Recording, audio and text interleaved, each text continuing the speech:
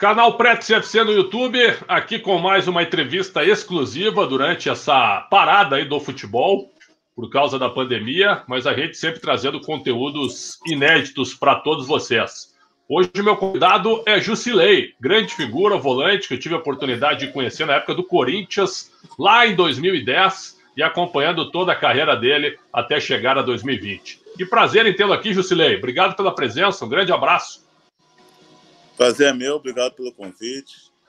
Feliz de estar falando com vocês. Prazer é todo meu também. Como é que tá a tua vida nessa parada aí, cara? Todos nós confinados aí, aguardando uma retomada, mas como é que você tá lidando com isso, por favor?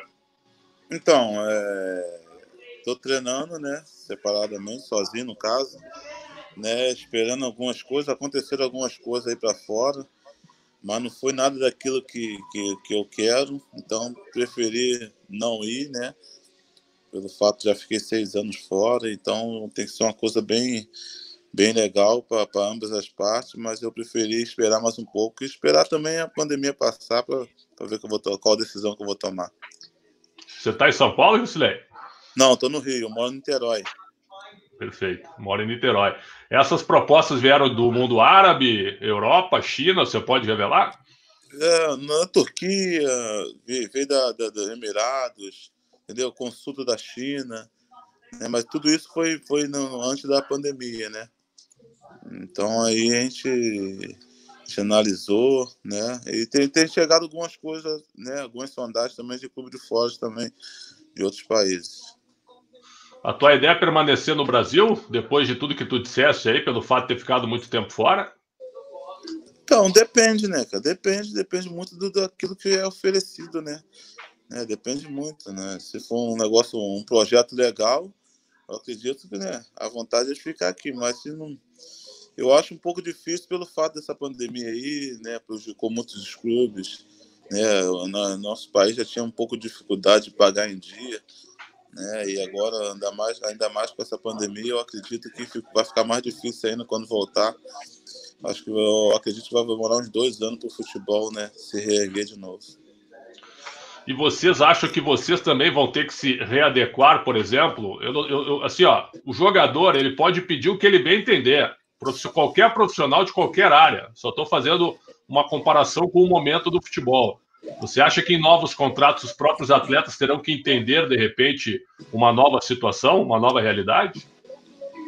Se o cara não se enquadrar naquilo que o clube está, né, tá oferecendo, né, nas condições do clube, fica até difícil, né, de você contratar, de você manter o cara no clube. Porque não adianta nada você oferecer aquilo que você não vai conseguir pagar e chegar no dia 5, sei lá, no dia 10, no dia do vencimento, você não conseguir honrar com aquilo que você combinou, né? Pagar o salário do cara. Então, eu acho que tem que, né, se enquadrar no momento que estamos passando, não só o futebol, né, mas em qualquer área, se enquadrar naquilo que o clube está oferecendo, porque é aquilo que o clube está combinando, eu acredito que o clube vai honrar. Como é que você está vendo essa retomada rápida do futebol carioca? Você está aí em Niterói, está uma confusão tremenda, né? A federação marca os jogos, depois desmarca. Agora parece que a tabela está confirmada, mas só o Flamengo jogou e a Portuguesa e o Boa Vista também, depois adiaram de novo. Você acha que está havendo uma pressa no sentido geral, assim, uma pressão pela volta do futebol, ou você entende que os atletas também precisam jogar? Chegou a hora de voltar mesmo. Que é difícil, né? Se você não jogar, você também não tem verba, né? A federação acaba não liberando o dinheiro que tem para liberar, né? Aí como é que você vai pagar os atletas? Os atletas precisam comer, precisam levar o alimento para sua casa, né? Mas, por outro lado, também você vê muito risco, né? Aqui eles falam que o pico vai chegar, mas o número de mortes só aumenta, né? Como aqui no Rio, como em São Paulo também. Então fica difícil, né? Você manter, né, sem ter jogo, e também fica difícil manter no jogo. Então tem que entrar num acordo aí, ver o que é melhor. Acho que o melhor é esperar um pouco mais, né? Como aí no estado de São Paulo está fazendo. Se eu não me engano, acho que o campeonato vai voltar dia 16 de julho. Então eu acho que o Carioca também poderia esperar um pouquinho. Nós não somos médicos, né, Jusilei? Mas foi interessante, assim, ó, evidentemente que a vida humana está em primeiro lugar, a saúde também, isso é inegável. Mas foi curioso quando o Corinthians voltou aos treinos e 8 jogadores estavam infectados. 8 jogadores, cara. Então é o seguinte, até prova em contrário, eles estavam nas suas casas, nas suas residências, né? Então, isso aí realmente mostra que se você treinar no teu CT com todos os protocolos de segurança, parece que isso é mais seguro do que ficar em casa. É o que está parecendo, pelo menos. Eu acho que voltar aos treinos assim, sem ter jogo, eu acho que é viável pelo fato de, né? Vai ser muito tempo perdido se você ficar muito tempo sem ser treinado. Demora de 15 a 20 dias para você preparar um atleta. Então, se você ficar muito tempo sem fazer um coletivo, sem estar fazendo um físico, sem se preparar para uma partida, né? Eu acho que perde muito. Eu acho que tendo toda a cautela, toda a prevenção, eu acho que é viável voltar aos treinamentos, né? Com toda a cautela, se cuidando, passando álcool gel, né? O uso da máscara, no qual tem aparelho que dá para, né? Dá para usar, tem treinamento que dá para usar a máscara, treinamento com força, né? Você sentado ali na academia, dá para você ficar de máscara, né? Tem treinamento no campo que você não vai conseguir usar a máscara, mas eu acho que é viável sim a volta dos treinos. Jusilei, cara, que prazer estar conversando contigo de novo, porque eu me lembro da tua apresentação no Corinthians em 2010. O Sidney Lobo foi ver o Pedro Ken num jogo entre Coritiba e J. Malucelli. E aí o Sidney Lobo volta e diz assim pro Mano, o Mano pergunta para ele, Mano Menezes, técnico do Corinthians. E aí, como é que foi lá? Como é que foi o Pedro Ken? Não, o Pedro Ken foi razoável, tudo, mas eu vi um outro jogador, tem até um nome diferente e tal, Jusilei. Esse cara, pô, cara forte, dominante no meio de campo, esse cara a gente tem que trazer para cá. E aí trouxeram o Jusilei para o Corinthians, cara. Isso aí foi um negócio muito interessante, né, Jusilei? Negócio fantástico, né, cara? Foi um negócio bem interessante, né, no qual foi em 2009, né? Foi em maio de 2009, foi quando o Sidney foi assistir o jogo lá do Pedro Ken no Couto Pereira, sendo que, se não me engano, o jogo do Pedro Ken ia ser 7 horas da noite. E o meu seria, acho que, se não me engano, 3h30 no Janguito Malucelli, que também fica na capital. E aí falou com o Nenê lá, o Nenê falou, pô, tem um jogador muito interessante para vocês verem, tal, dá a oportunidade de ver esse jogador. Nesse dia eu pude ir muito bem, né? Atuei, né, muito bem, e o Cídio gostou muito, e o Pedro Key não foi tão bem. Então, né, eu acredito que foi a mão de Deus ali, né, no qual me honrou, consegui, né, ir para o Corinthians, consegui ir bem, fui vendido, né, no qual foi bom para ambas as partes, né? Eu acredito que contribuí bastante para o Corinthians também. Eu me lembro da tua apresentação, cara, foi emocionante. Tu contou a tua história de vida, né, cara? Você teve muitas dificuldades até ser um jogador de futebol, né, Jusilei? Eu me lembro que você falava sobre isso. Tive sim, né? Cada um em cada ramo tem suas dificuldades, né? Um mais, outros menos, mas todo mundo tem suas lutas, né? Eu, no qual tive a minha, né? Consegui superar, né? Todo mundo sabe da minha história, sabe de onde que eu vim, né? Sabe que eu vim de uma família difícil, uma família no qual eu passei aperto, mas eu nunca desisti daquilo que eu sempre quis, né? Dos meus objetivos, dos meus sonhos. Eu sempre fui em busca, né? E eu consegui, né, realizar, né, sonho de vestir a camisa da seleção, sonho de jogar em grandes clubes, né? E eu sou um privilegiado por Deus por ter alcançado, né, tudo isso que eu consegui na minha vida.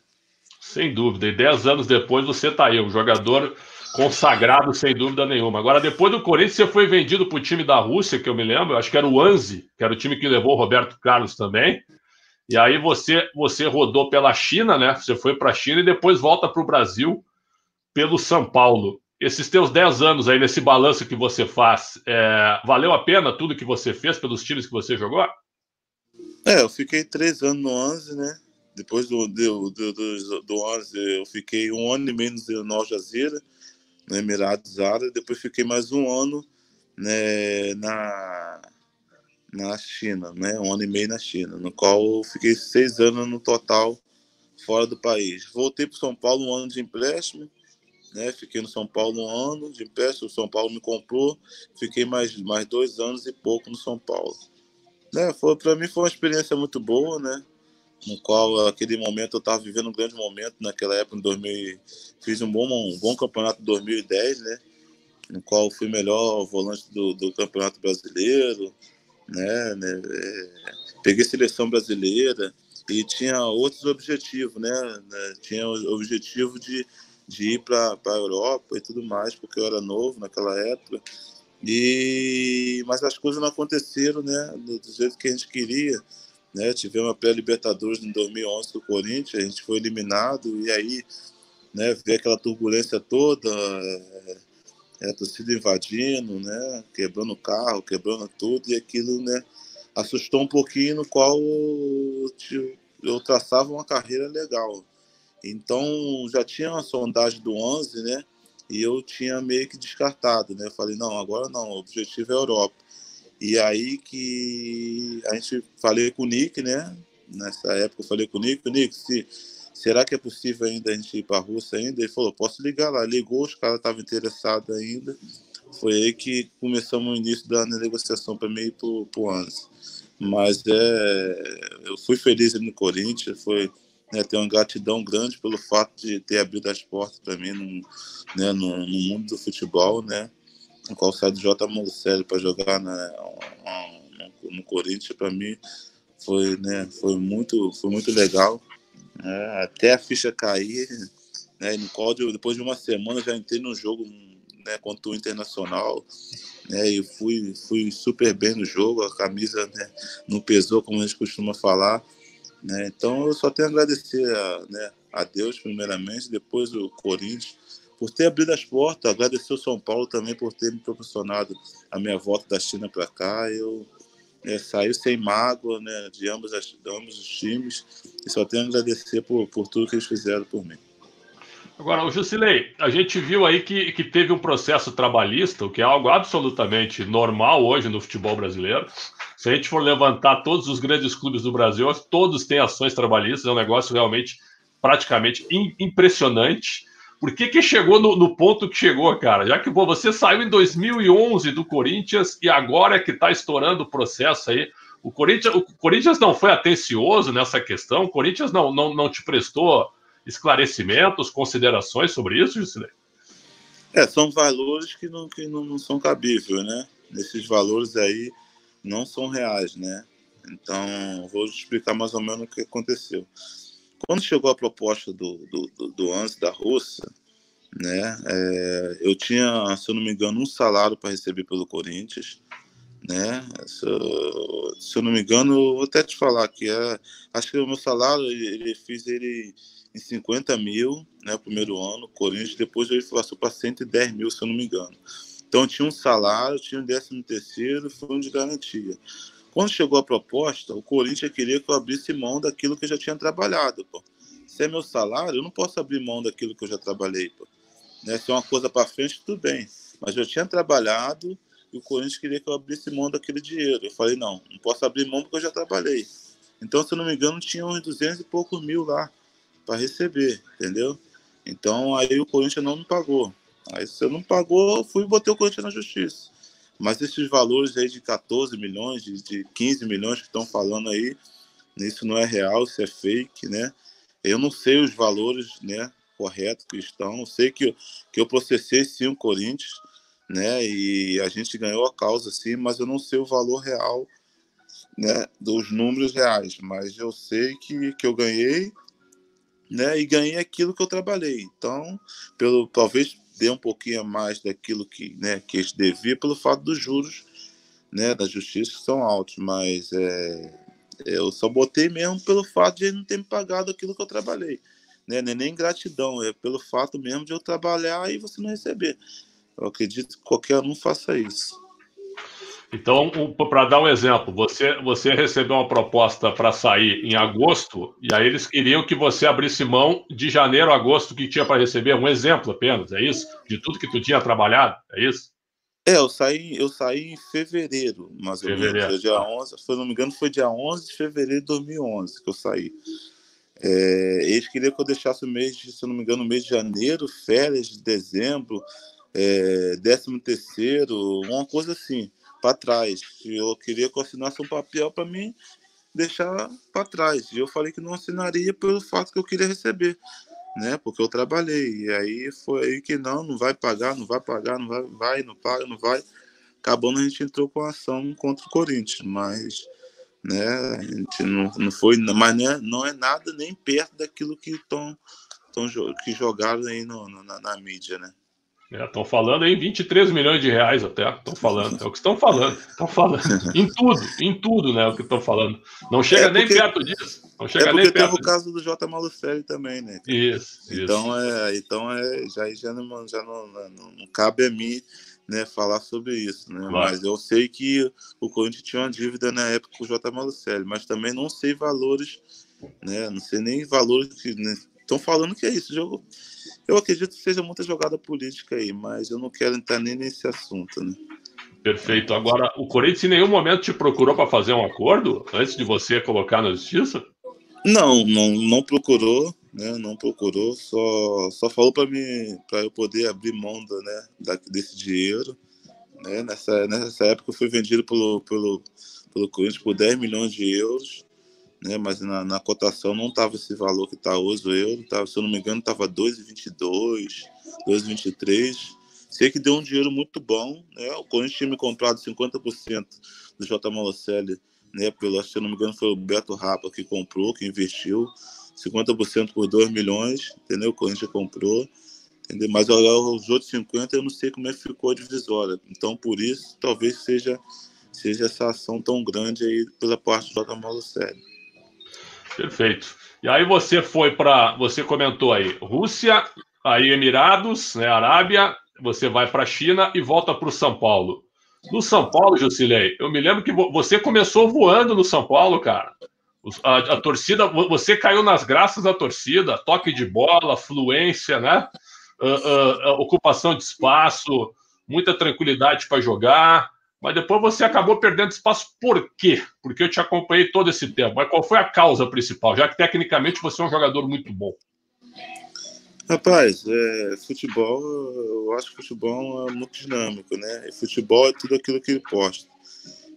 Eu errei um jogo contra o Vasco, né? No qual eu fui dar um passe, né?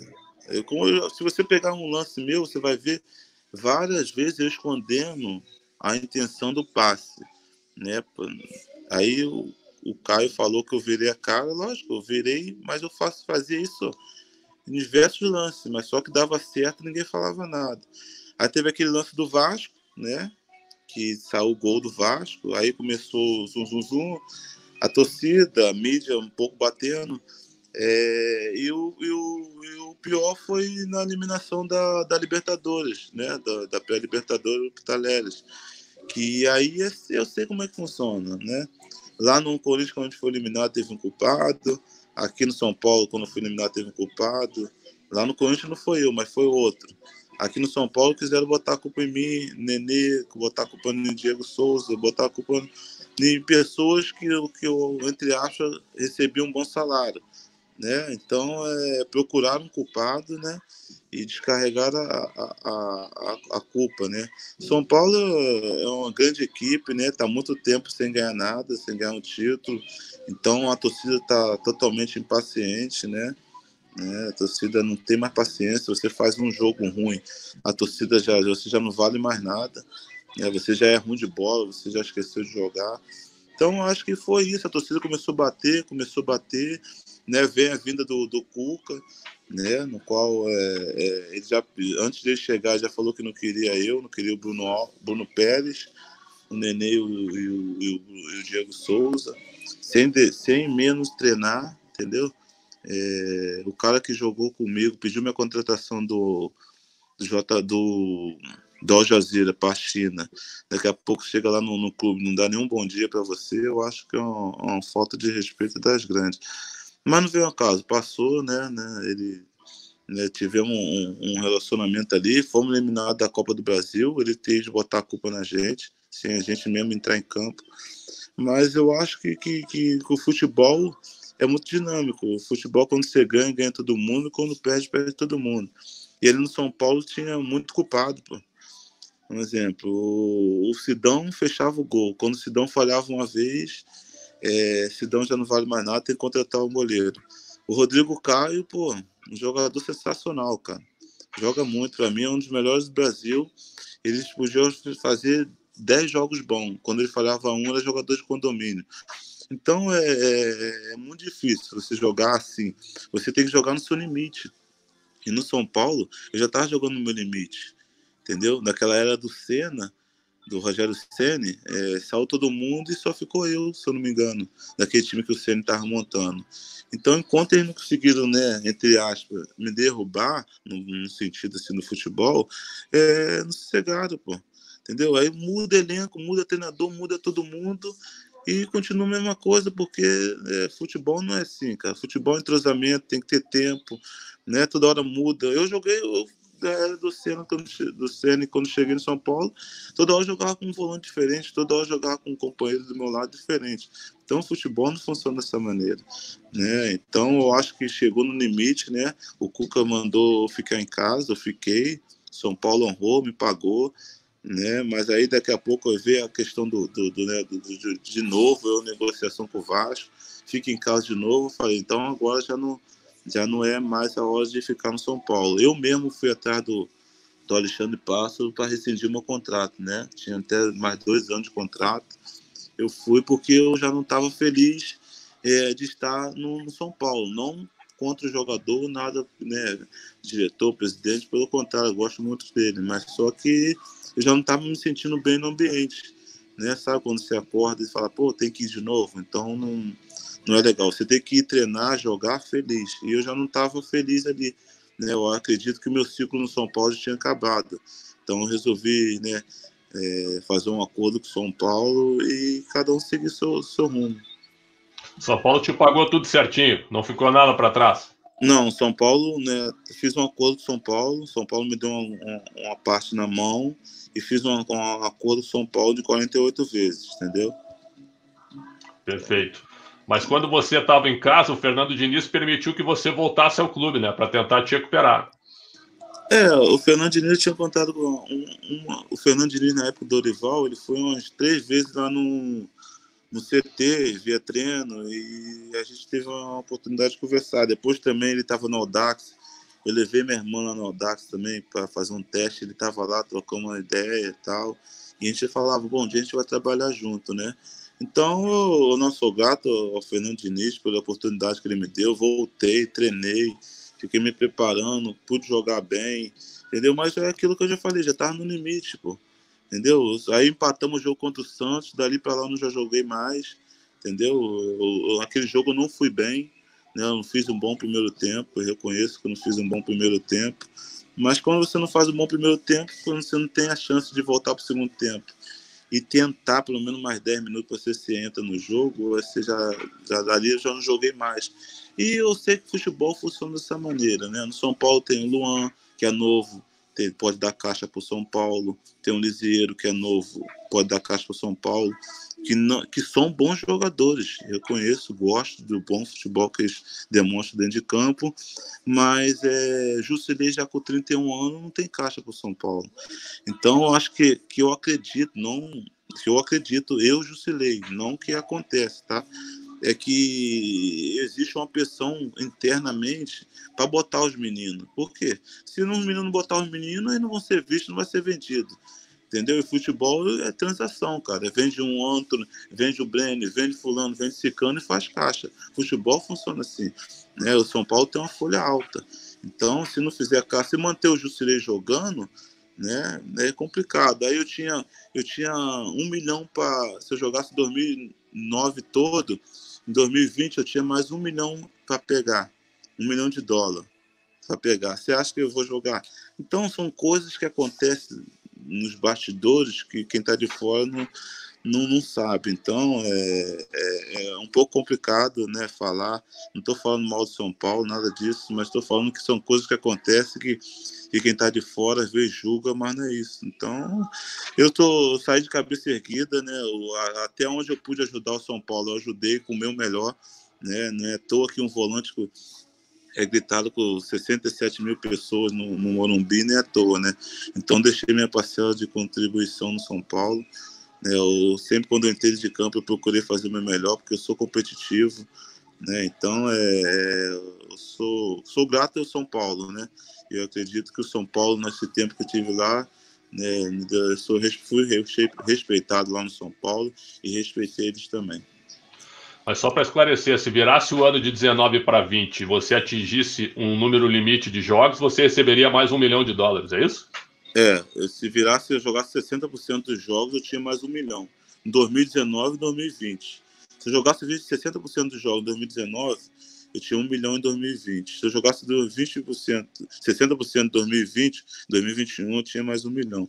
Então é complicado, cara. É complicada, né?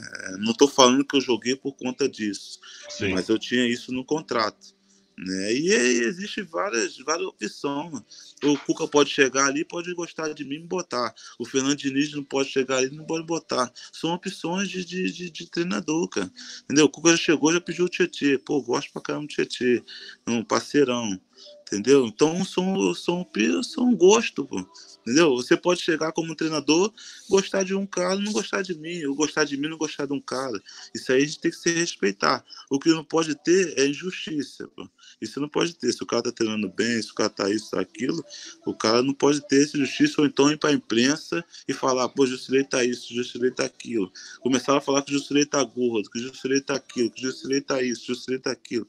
Pô, isso eu acho uma injustiça, entendeu? Você fala, não, foi opção minha, deixar o Jusilei no banco, então, igual o Dorival fez, deixou o Jusilei no banco, entrou com o outro, tá bom, vou entender. Agora, você querer arrumar uma justificativa para falar do cara, queimar diante da torcida, queimar diante da imprensa, eu acho que isso aí já é injustiça, é uma baita da covardia.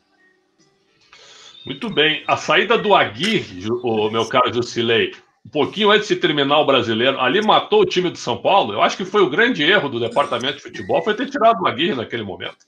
Eu acho que foi um erro muito grande, né? Eu gosto de Jardine, mas eu acho que não era o momento de ter trocado o Aguirre, porque o Aguirre tinha um time na mão.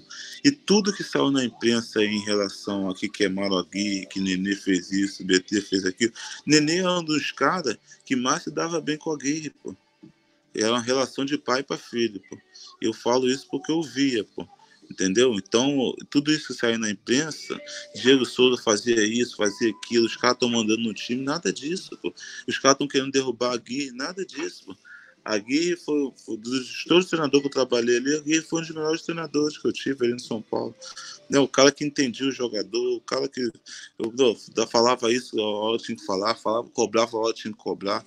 Entendeu? Então, eu acho que a diretoria, naquele momento, errou em demitir, né, o Aguirre, né, um cara que estava com a cara, já estava criando uma cara para o São Paulo, né? O nego falava, joga fechado, mas joga fechado e ganha jogo, e aí?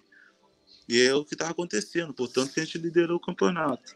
Então, o São Paulo, né, acostumou nos anos 90 a ganhar tudo, né, a ser uma referência, né, mundialmente, então isso pesa muito. Né? Quem entra ali sente o peso da camisa pelo fato de você não ter espaço, não ter jogo, todo mundo joga no limite. No começo, quando saiu o Ceni, ninguém servia mais de goleiro. Então é complicado, pô. Complicado, é muito difícil você jogar no limite, pô. Se jogar no limite é difícil. Você acha que o Rogério Ceni ele tem tudo para se firmar como um grande treinador, por tudo que ele representou, e ele também foi injustiçado no São Paulo na tua avaliação? Não é que ele tem tudo, ele já é um grande treinador, né? O Rogério Ceni já é um grande treinador, né? Entende muito do jogo, né? Os trabalhos muito bons do dia a dia, né? O que eu não posso falar que foi injustiçado, porque eu não sei o que acontece nos bastidores, né?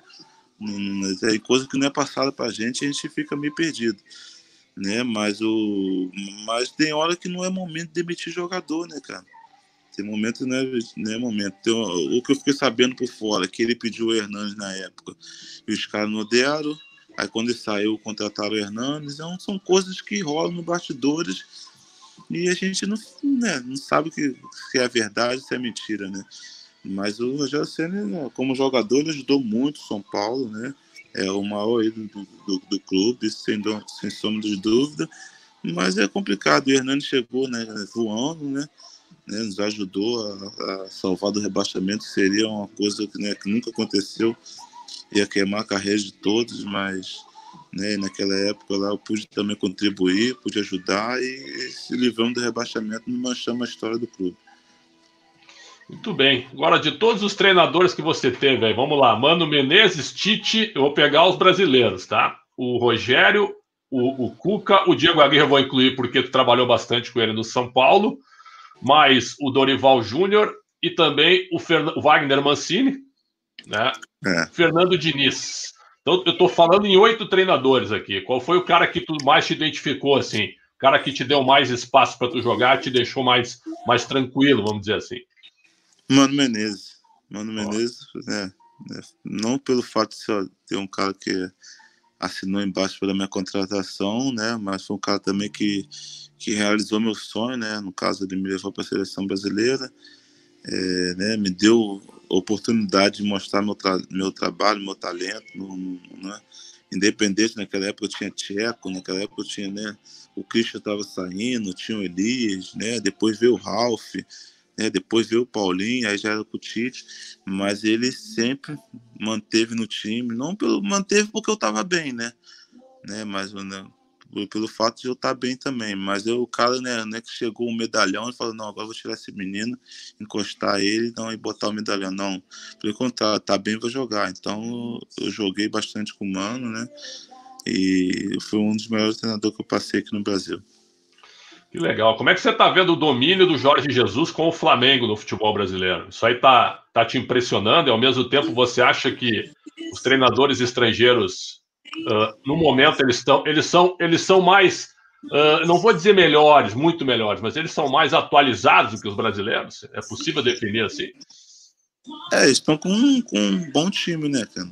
Né? Cada posição que você vai, você vê que tem um jogador diferente, né? Então isso ajuda muito também o treinador, né?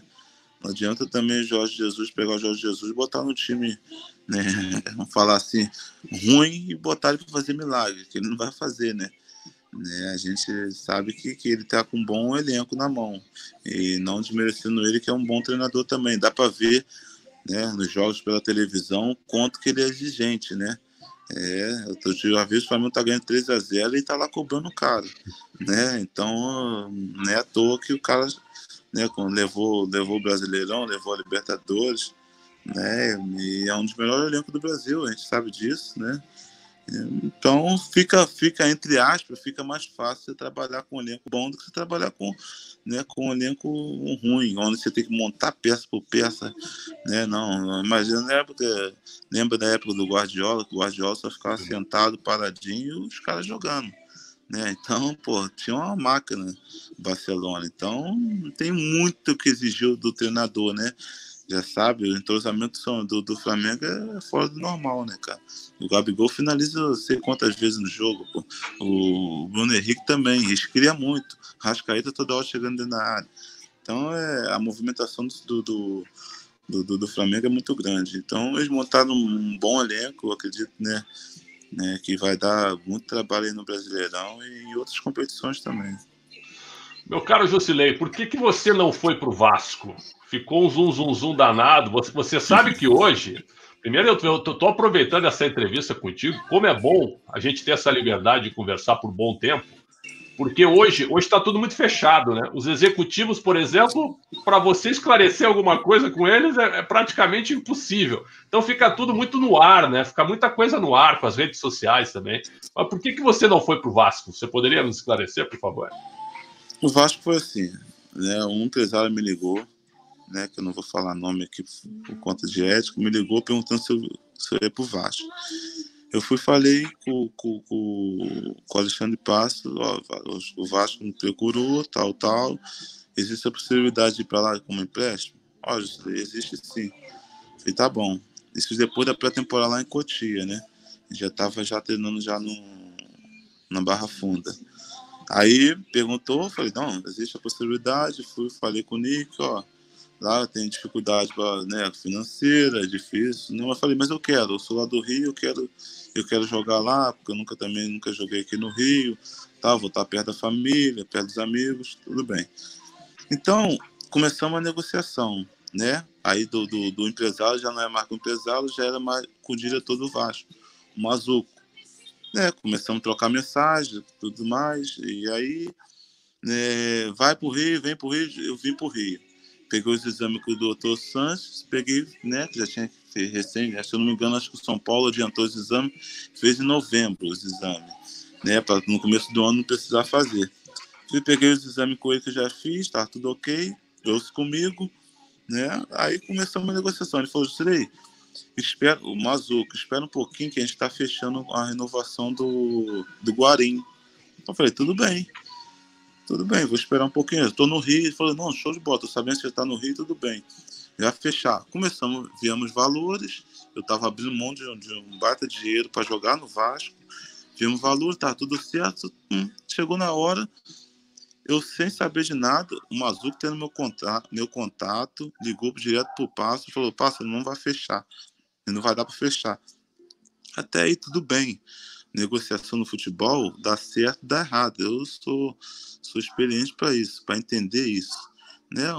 Não deu errado. Eu tenho contato com São Paulo, volto a treinar de novo. Normalmente, tinha mais 2 anos de contato com São Paulo, né? Não deu certo, ponto final. Só que o que mais me deixou chateado é o que eu falei, a covardia, que eu falei, lembra que eu falei no começo da conversa, é a covardia e a informação de torcida. Isso gera, você solta aí, outro solta ali, outro solta ali, a mentira ela acaba sendo verdade. Então, porque os torcedores estão lendo ali, ele entra no seu canal, vê entrevista e fala, pô, Jusilei que tá falando. Então, o que acontece? Ele ligou direto pro Pássaro, ficou de diretor para diretor. Tudo bem, né? Não vai dar certo, tudo bem. O Pássaro foi e me mandou uma mensagem, entendeu? O Vasco desistiu. Falei, tá bom, o que eu faço? Eu vou voltar então, vou voltar. Aí eu pensei bem, falei, não vou voltar mais, cara. Já aconteceu o episódio com o Cuca, fiquei em casa. Agora fica esse episódio aqui, eu tô em casa, mais de uma semana, vou voltar de novo, que cara eu vou voltar? Se vai e vem.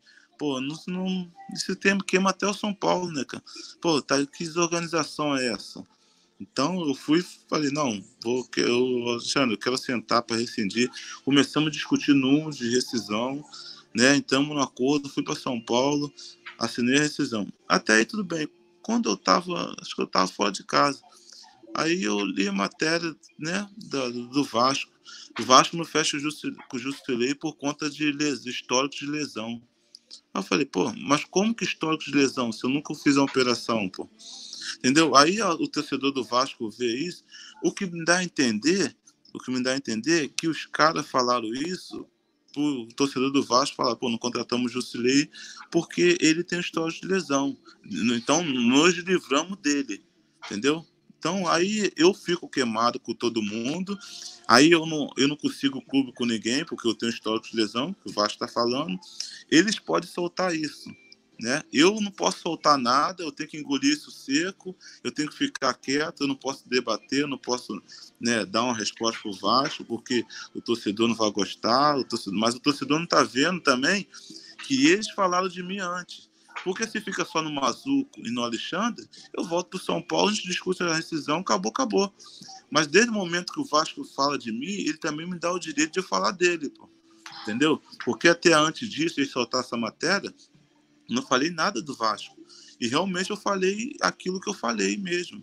Né? Falei talvez no momento, né, que eu fiquei chateado e a gente acaba falando, né, besteira, né? Mas o Vasco primeiro que falou de mim e falou mentiras, eu acho isso uma tremenda covardia, né? Mas aconteceu, né? Foi esclarecido, depois o Mazuco falou comigo, aí depois o Mazuco fala comigo que eu não deveria falar isso, mas ele também não deveria deixar soltar uma matéria lá de dentro do Vasco falando que eu tenho histórico de lesão, pô, porque isso também me prejudica, pô, porque eu falo, outro, que você é um diretor de um Botafogo, você não vai me contratar, pô. Pô, se o Vasco falou isso, eu vou contratar o Jusilei para quê? Se ele tem um histórico de lesão. Então, são coisas né, que o clube fala, que também dá o direito do jogador falar. E eu realmente falei aquilo, né?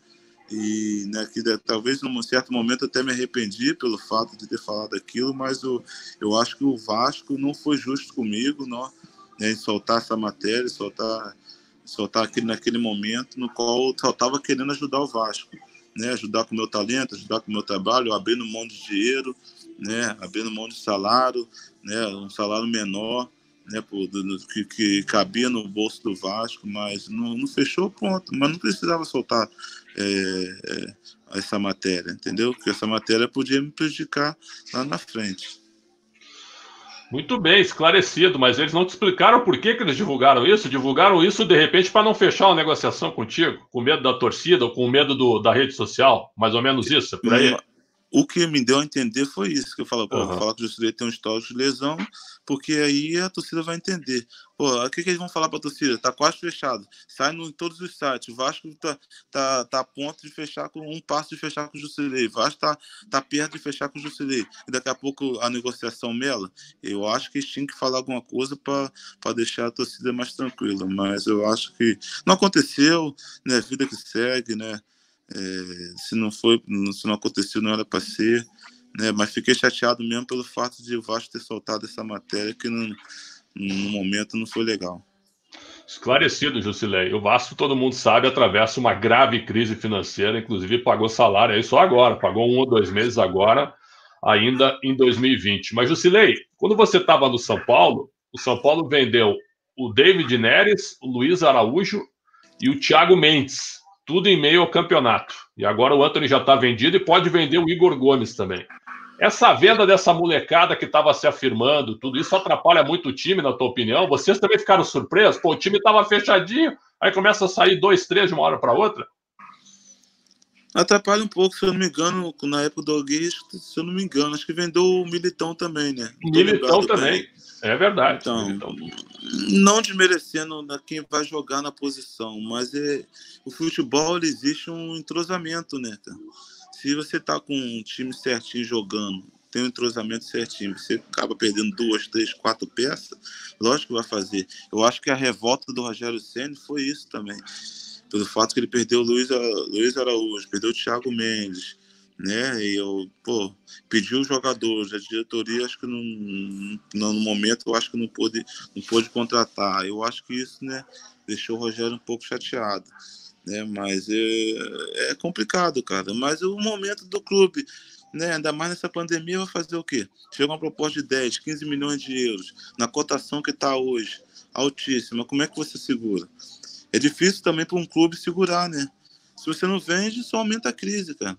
Entendeu? Aí você aumenta a crise, você fica um jogador insatisfeito no elenco, porque a oportunidade da vida dele, a chance da vida dele, né, de mudar o rumo da história dele, né, de passar lá de 80, sei lá, de 50 para 300, 400 mil.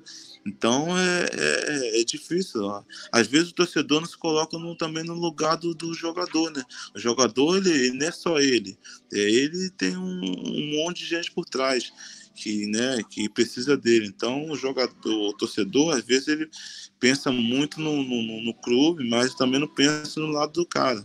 Imagina, você trabalha numa rádio, você ganha, um exemplo, você ganha 2 mil, chegou uma proposta de 10 para você não vai? Pô, você vai falar, não vou não, mas sua família, seus filhos, estudo, colégio, tudo mais. Pô, é mudança de vida, cara. Então tem que pensar pelo outro lado também. Isso é normal em qualquer profissão, tu tem toda a razão. O duro é o seguinte, é quando o clube vende, eu tô falando de qualquer clube, quando o clube vende o menino e tem 30% do garoto, 40%, aí resolve a situação do menino, mas o time fica com um valor muito pequeno. Esse que é o problema. Que Mas falando diretamente para o São Paulo dificilmente faz isso. O São Paulo é bem organizado em quanto a isso, né? Eu acho, né? O que eu vejo, né? São Paulo revela 2, 3 jogadores por ano.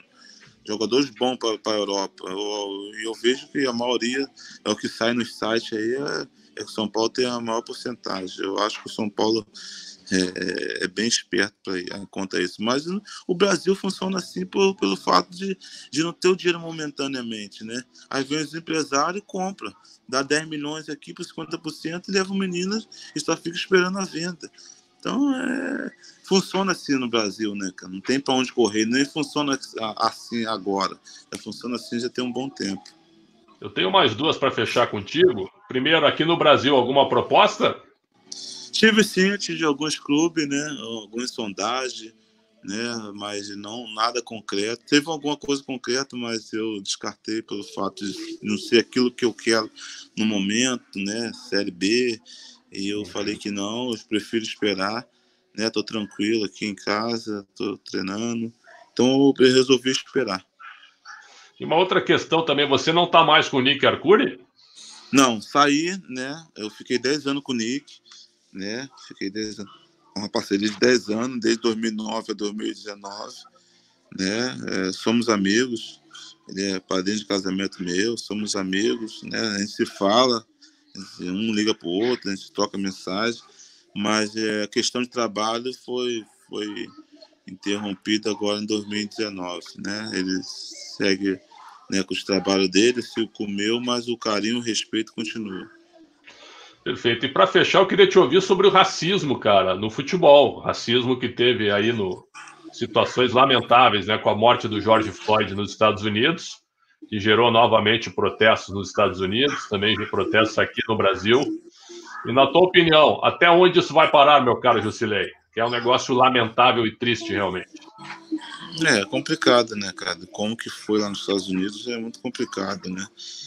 O Roberto Carlos passou isso lá na Rússia, jogaram banana para ele, né? O Dentinho lá na Ucrânia, o Tyson, né? É complicado, né, cara? Tem que dar um basta nisso, né? Respeitar, né? Respeitar o ser humano, né? Acima de tudo, né, cara? Independente de cor ou raça, você tem que respeitar, cara, né? Se o cara é branco, se o cara é vermelho, amarelo, preto, né, ou negro, você tem que respeitar ele como que ele é, cara, né? Então eu acho que isso já chega, né? Ainda mais como foi a morte do cara, o cara, pô, pressionando o pescoço do cara lá, né? Isso no meio do futebol tem um monte também, né? Essa questão, né? O time tá ganhando, aí tem um pretinho que tá desequilibrando, né? Eles vão lá e começa a chamar o cara de macaco, né, fazer gestos de macaco, jogar banana em campo. Eu acho que isso tem que acabar. Não era nem, na verdade, não era nem para existir, né? Não era nem para existir. Então é complicado. Mas eu acredito que agora as coisas vão andar. Assim eu acredito e isso vai chegar ao fim. Meu caro Jusilei, 48 minutos desse bate-papo maravilhoso. Você sabe que eu sempre gostei muito de conversar contigo, cara. Parabéns pela tua postura, pela tua humildade. Você é um baita de um cara. Que você tenha muito sucesso, volte rápido aos gramados para que a gente possa te ver jogando. Também possa voltar a te entrevistar ali na beira do campo, já que é o que a gente mais gosta de fazer, né? Você jogando e eu entrevistando. Graças a Deus eu estou tendo essa possibilidade de... Quem diria, né? Eu em São Paulo, você no Rio, estamos conversando de uma maneira absolutamente direta. Muito obrigado pela entrevista, foi uma satisfação, um prazer e uma honra revê-lo e te entrevistar novamente. Obrigado, Alexandre. Foi uma honra também trocar esse bate-papo com você aqui, essa troca de informações, né? Todas as entrevistas tinham que ser assim, né? Descontraída, né? E bem legal de se fazer. Mas às vezes entra em uma questão que não é legal e acaba distorcendo, mas né? Tem que vender jornal, não tem jeito, eu sei como é que funciona. Mas foi um prazerzão falar com você aí, precisando, tamo junto. Valeu, irmão. Grande abraço, estou fechando a entrevista com ele. Quem gostou, dê like e também se inscreva no meu canal Pretzel UFC, sempre com entrevistas exclusivas, conteúdos inéditos para todo mundo. Fechando com todo mundo, saúde para todo mundo que está nos assistindo. Um abração, Jusilei, fechando a entrevista. Abraço.